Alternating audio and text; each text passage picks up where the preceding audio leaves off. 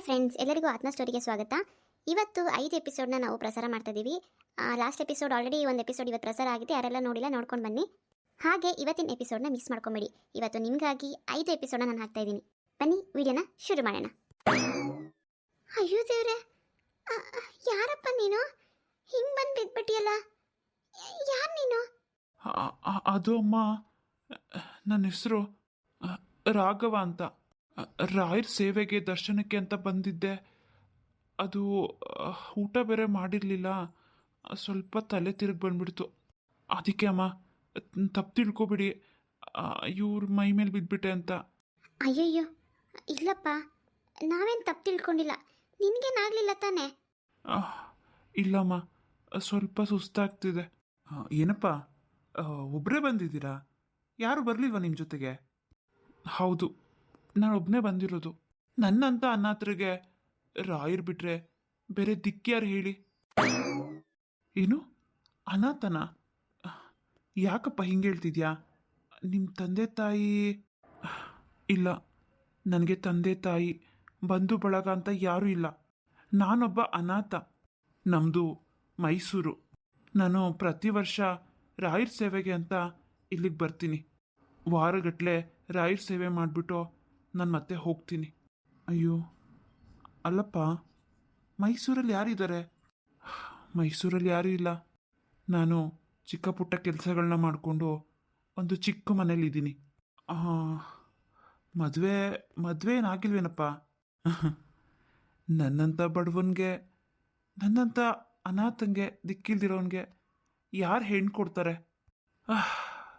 ರಾಯರ್ ಹೇಗೆ ಕರ್ಕೊಂಡು ಹೋಗ್ತಿದ್ದಾರೋ ಹಾಗೆ ಹೋಗ್ತಾ ಇದ್ದೀನಿ ಅಷ್ಟೆ. ಯಾರೋ ಮಾಡಿದ ಮೋಸದಿಂದ ನಾನು ಕೆಲಸ ಕಳ್ಕೊಳ್ಳೋಂಗಾಯ್ತು. ಅದಕ್ಕೆ ಮನಸ್ಸಿಗೆ ತುಂಬ ಬೇಜಾರಾಗಿತ್ತು. ಅದಕ್ಕೆ ರಾಯರ ಹತ್ರ ಕೇಳೋಣ, ಸೇವೆ ಮಾಡೋಣ ಅಂತ ಬಂದೆ.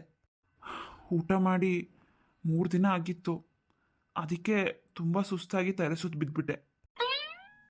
ಅಯ್ಯೋ ದೇವ್ರೆ, 3 ದಿನ ಆಗಿತ್ತೇನಪ್ಪ ಊಟ ಮಾಡಿ? ಹೌದಮ್ಮ, ಕೈಯಲ್ಲಿದ್ದಿದ್ದ ಕಾಸೆಲ್ಲ ಖಾಲಿ ಆಗೋಯ್ತು. ಮತ್ತೆ ಮೈಸೂರಿಗೆ ಹೋಗೋಣ ಅಂತ ಅಂದರೆ ಕೆಲಸ ಎಲ್ಲ ಏನಿಲ್ಲ. ಅಲ್ಲಿ ಹೋಗಿ ಏನು ಮಾಡೋದು? ಅದಕ್ಕೆ ದೇವರೇ ಏನಾದರೂ ಒಂದು ದಾರಿ ತೋರಿಸಿ ಅಂತ ಇಲ್ಲೇ ಇದ್ದೆ.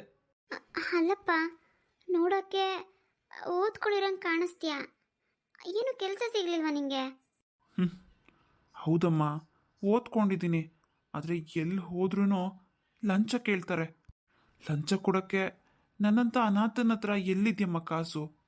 ಹಂಗೂ ನನ್ನ ಓದಕ್ಕೆ ತಕ್ಕಂಗಲ್ಲ ಅಂದ್ರೂ, ಚಿಕ್ಕ ಪುಟ್ಟ ಕೆಲಸ ಮಾಡಿದ್ರೂ ಅಲ್ಲಿ ಯಾರೂ ನ್ಯಾಯವಾಗಿ ಕೆಲಸ ಮಾಡೋದೇ ಇಲ್ಲ. ನನ್ನ ಕೆಲಸಕ್ಕೆ ತಕ್ಕಂಗೆ ಸಂಬಳ ಕೊಡೋದೇ ಇಲ್ಲ. ಅದರಲ್ಲೂ ಕಟ್ ಮಾಡ್ತಾರೆ. ಏನು ಮಾಡೋದು ಅಂತಲೇ ಗೊತ್ತಾಗ್ತಿಲ್ಲಮ್ಮ. ಹಾಗಿದ್ರೆ ಮತ್ತೆ ಮುಂದೆ ಏನು ಮಾಡ್ಬೇಕಂತಿದ್ಯಪ್ಪ?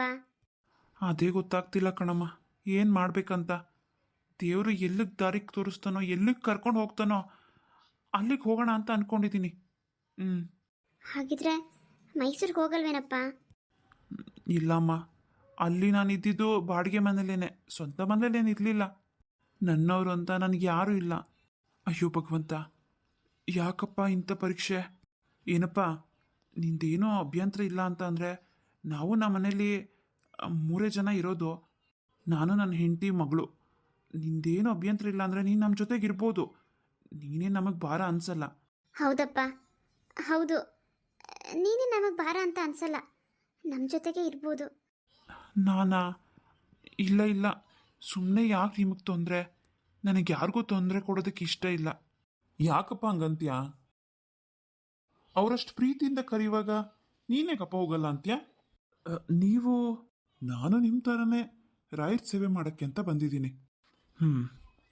ಒಬ್ಬ ಅನಾಥಂಗೆ ಜೀವನ ಕೊಡ್ತೀನಿ, ಮನೆ ಕೊಡ್ತೀನಿ ಅಂತ ಹೇಳ್ತಿದ್ದೀರಾ. ಅದನ್ನು ಕೇಳಿ ತುಂಬ ಸಂತೋಷ ಆಯಿತು ನನಗೆ. ಹೌದು ಸ್ವಾಮಿ, ಈ ಹುಡುಗನ ನೋಡಿದ್ರೆ ಏನೋ ಒಂಥರ ಮನಸ್ಸಿಗೆ ತುಂಬ ಒಳ್ಳೆ ಹುಡುಗ ಅಂತ ಅನಿಸ್ತಾನೆ. ಅದಕ್ಕೆ ಕರ್ಕೊಂಡು ಹೋಗೋಣ ಅಂತ ಅನಿಸ್ತಾ ಇದೆ. ಅದು ಹಾಗಲ್ಲ, ಅದು ವಯಸ್ಸಿಗೆ ಬಂದಿರೋ ಹೆಣ್ಮಗಳು ಮನೇಲಿರುವಾಗ ನಾನು ಇರೋದು ತಪ್ಪಾಗುತ್ತಲ್ಲ ಸ್ವಾಮಿ. ಅರೆ, ಹಂಗೇನಾದರೂ ಅನ್ಸಿದ್ರೆ ಆ ಹುಡುಗಿನೇ ಮದುವೆ ಮಾಡ್ಕೋ. ಏನು ಹೇಳಿದ್ರಿ ನೀವು? ನನ್ನ ಮಗಳನ್ನ ಮದುವೆ ಮಾಡ್ಕೊಳ್ಳೋದಾ? ಸಾಧ್ಯ ಇಲ್ಲ ಸ್ವಾಮಿ, ಸಾಧ್ಯ ಇಲ್ಲ. ನನ್ನ ಮಗಳು ಜೀವನದಲ್ಲಿ ಇನ್ನು ಕಂಕಣ ಭಾಗ್ಯ ಅನ್ನೋದು ಇಲ್ಲವೇ ಇಲ್ಲ. ಸಾಧ್ಯ ಇಲ್ಲ, ಸಾಧ್ಯ ಇಲ್ಲ. ಯಾಕೆ ಸಾಧ್ಯ ಇಲ್ಲ?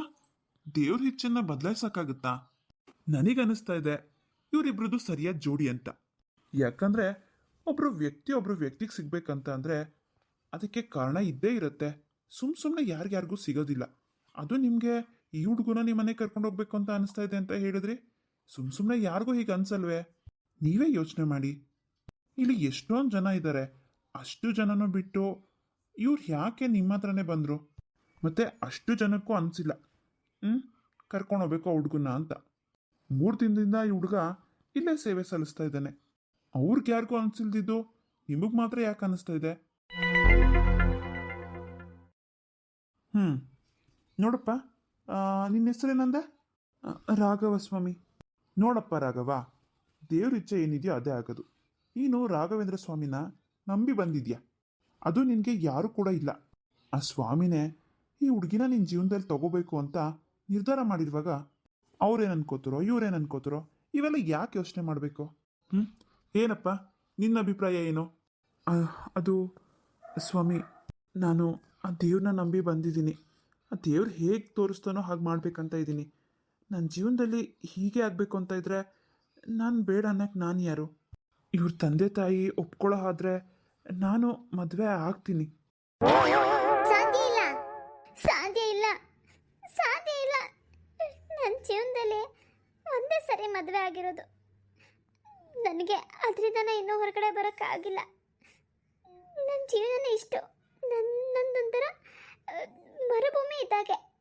ಅಲ್ಲೇನು ಬೆಳೆಯೋದಕ್ಕೂ ಆಗಲ್ಲ, ನೀರು ಕೂಡ ಸಿಗಲ್ಲ. ಬರಡು ಭೂಮಿ ಆಗೋಗಿದ್ದೀನಿ ನಾನು.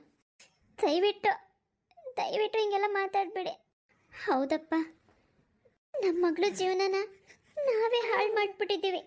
ಒಂದು ಪಾಪಿಗೆ ನಮ್ಮ ಮಗಳನ್ನ ಮದುವೆ ಮಾಡಿಕೊಟ್ಬಿಟ್ಟು ನಮ್ಮ ಮಗಳ ಜೀವನ ನಾವೇ ಹಾಳು ಮಾಡಿಬಿಟ್ಟಿದ್ದೀವಪ್ಪ. ನಿನ್ನೆ ತಾನೇ ನಮ್ಮ ಮಗಳನ್ನ ಕರ್ಕೊಬಂದ್ವಿ ಆ ಪಾಪಿಯಿಂದ. ಅವನು ಕೊಲ್ಲೋದ್ರಲ್ಲಿದ್ದ ಇವಳನ್ನ. ನನ್ನ ಮಗಳು ಮದುವೆ ಆಗಿ ಕೇವಲ 1 ತಿಂಗಳಾಗಿರೋದು. ಮೋಸ ಮಾಡಿ ಮದುವೆ ಮಾಡ್ಕೊಂಬಿಟ್ರು. ನಮ್ಮ ಮಗಳು ಪ್ರಾಣ ಎಲ್ಲಿ ಹೋಗ್ಬಿಡುತ್ತೋ, ಎಲ್ಲ ಪಾಪಿ ಏನು ಮಾಡಿಬಿಡ್ತಾನೋ ಅಂತ ನಾವೇ ನಿನ್ನೆನೇ ಕರ್ಕೊಬಂದ್ಬಿಟ್ವಿ. ಅದೇ ವಿಷಯವಾಗಿ ನಾವಿಲ್ಲಿಗೆ ಬಂದಿದ್ದು, ರಾಯರ್ ಸೇವೆ ಮಾಡೋಣ ಅಂತ. ಹೌದಪ್ಪ ರಾಘವ, ನಮ್ಮ ಮಗಳು ಮದುವೆ ಈಗಾಗಲೇ ಆಗೋಗಿದ್ಯಪ್ಪ. ಅಯ್ಯೋ, ಆಗೋಗಿದ್ರೇನೋ? ಮದುವೆ ಆಗಿರೋದು ಮೋಸದಿಂದ. ಇದರಲ್ಲಿ ಆ ಹುಡುಗಿ ತಪ್ಪೇನಿದೆ? ಅವನು ಯಾರೋ ಮೋಸ ಮಾಡ್ದ ಅಂದ ತಕ್ಷಣ ನಿಮ್ಮ ಹುಡುಗಿ ಪಾಪ ಜೀವನ ಪೂರ್ತಿ ಕೊರಗ್ತಾ ಇರಬೇಕಾ? ಜೀವನ ಹಾಳು ಮಾಡ್ಕೋಬೇಕಾ ಹೇಳಿ? ಏನಪ್ಪ ರಾಘವ, ಚೆನ್ನಾಗಿ ಯೋಚನೆ ಮಾಡು. ಬುದ್ಧಿವಂತ, ವಿದ್ಯಾವಂತ, ರಾಯರ್ನೇ ನಂಬಿದ್ಯಾ. ಗೊತ್ತಿಲ್ಲದೇನೆ ಮೋಸ ಹೋಗಿದ್ದಾರೆ ಇವರು. ಒಂದು ಹೆಣ್ಣಿಗೆ ಜೀವನ ಕೊಡೋದು ಸುಮ್ಮನೆ ಸಾಧಾರಣವಾದ ವಿಷಯ ಅಲ್ಲ. ನಾವೆಲ್ಲ ಹೇಳಿದ್ವಿ ಅಂತ ನೀನು ಒಪ್ಕೋಬೇಡ ಬಲವಂತದಿಂದ. ನಿನಗೆ ಮನಸ್ಸಿದ್ರೆ ಮಾತ್ರ ಒಪ್ಕೋ. ಪಾಪ ಈ ಹುಡುಗಿದು ಏನೂ ತಪ್ಪಿಲ್ಲ, ಅವ್ರ ಮನೆಯವ್ರದ್ದು ಏನೂ ತಪ್ಪಿಲ್ಲ. ಜೀವನನೇ ಮುಳುಗೋಯ್ತು ಅಂತ ಅಂದ್ಕೊಂಡಿರೋರಿಗೆ ಜೀವನ ಕೊಟ್ಟಾಗ ಹೇಗಿರುತ್ತೆ ಹೇಳು? ನಿನಗೂ ಯಾರೂ ಇಲ್ಲ, ನಿನಗೂ ಒಂದು ನೆಲೆ ಸಿಕ್ಕಾಗುತ್ತೆ, ನಿನಗೂ ಒಂದು ಕುಟುಂಬ ಅಂತ ಸಿಗುತ್ತೆ. ನೋಡಪ್ಪ, ಯೋಚನೆ ಮಾಡು. ನಾನು ಇವ್ರನ್ನ ಮದುವೆ ಮಾಡ್ಕೋಬೇಕು ಅಂತ ನಿರ್ಧಾರ ಮಾಡಿದ್ದೀನಿ. ಅಯ್ಯೋ, ಏನು ಮಾತಾಡ್ತಿದ್ದೀರಾ ನೀವು? ಇಲ್ಲ, ಇದು ಸಾಧ್ಯ ಇಲ್ಲ. ನೋಡಮ್ಮ, ನಿನ್ನ ಜೀವನ ಹಾಳಾಗುತ್ತೆ ಅಂತ ನಿಮ್ಮ ತಂದೆ ತಾಯಿ ಎಷ್ಟು ನೊಂದ್ಕೊಂಡಿದ್ದಾರೆ, ಎಷ್ಟು ಕಣ್ಣೀರು ಹಾಕಿದ್ದಾರೆ ಅನ್ನೋದು ನಮ್ಗಳಿಗಿಂತ ನಿನಗೆ ಹೆಚ್ಚಾಗಿ ಗೊತ್ತಿರುತ್ತೆ.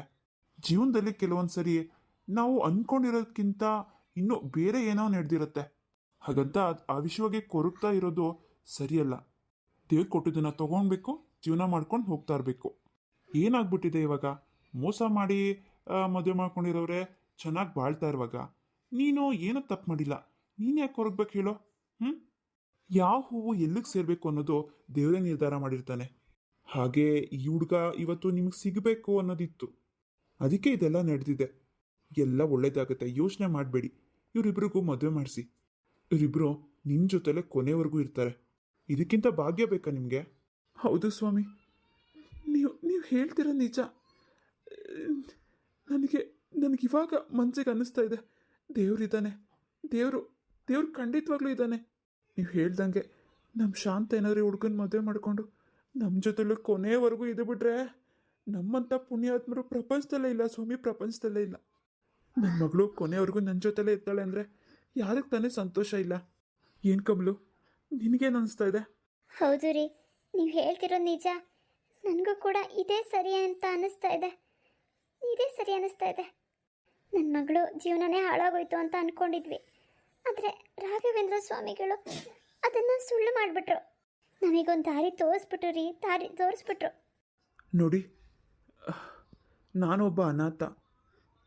ನನಗೆ ಈ ಮೋಸ ಗೀಸ ಸುಳ್ಳು ಪಳ್ಳು ಇವೆಲ್ಲ ನನಗೆ ಗೊತ್ತಿಲ್ಲ.